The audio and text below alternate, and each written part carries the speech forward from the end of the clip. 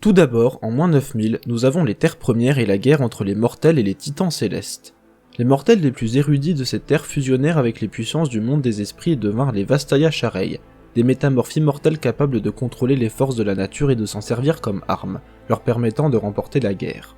En moins 8000, nous avons la guerre des Trois Sœurs. Il est dit qu'après avoir battu les anciens dieux du Nord, une querelle éclata entre Avarossa, Serilda et Lysandra. L'ultime bataille se déroula devant la citadelle de Lysandra, où elle sacrifia de nombreux alliés pour ensevelir ses ennemis dans la glace. En moins 6000, les habitants d'îles oubliées situées à l'est arrivèrent sur les côtes de Shurima et de Valoran, apportant avec eux toutes leurs connaissances et leur sagesse. Les descendants de ces migrants furent amenés à être les dirigeants des plus grandes civilisations de Runeterra. En moins 5000, nous avons l'avènement des Transfigurés. Aidés par les manifestations du Targon, les Shurimiens construisirent le premier disque solaire à Neri Mazet, afin de créer les premiers Transfigurés. Ces dieux guerriers étaient vénérés à travers tout l'empire de Shurima. En moins 2500, Ikatia s'est rebellée, déchaînant les horreurs du néant. En moins 2000, Xerath trahit Azir et lui vola son ascension, ce qui tua Azir et détruisit le disque solaire et l'empire de Shurima. En moins 550, nous avons la Grande Guerre d'Arkin. N'ayant plus de but et profondément marqués par les horreurs du néant qu'ils durent affronter, les transfigurés de Shurima sombrèrent dans la folie, modifiant pour la plupart leur corps avec une magie ancestrale et se livrant une guerre sans merci à travers tout Runeterra. Craignant qu'il ne soit un danger encore plus grand que le néant, les manifestations du Targon décidèrent d'intervenir, tuant la majorité des Darkin et scellant les derniers dans leurs propres armes. En moins 400, le guerrier Shanuzal revint d'entre les morts sous le nom de Mordekaiser. Il décida de conquérir le royaume physique. Après 3 décennies, il fut vaincu par les tribus barbares Noxi, qui héritèrent de son royaume.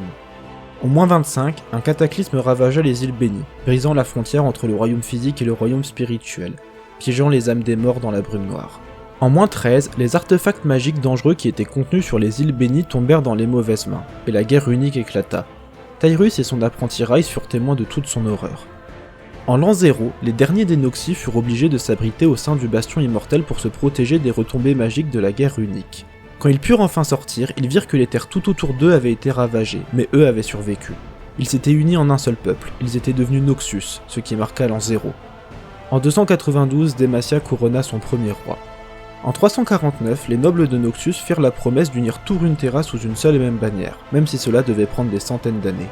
Ils élirent un grand général et Noxus devint une nation impérialiste. En 772, des marchands voulurent créer une route maritime plus simple entre Shurima et Valoran.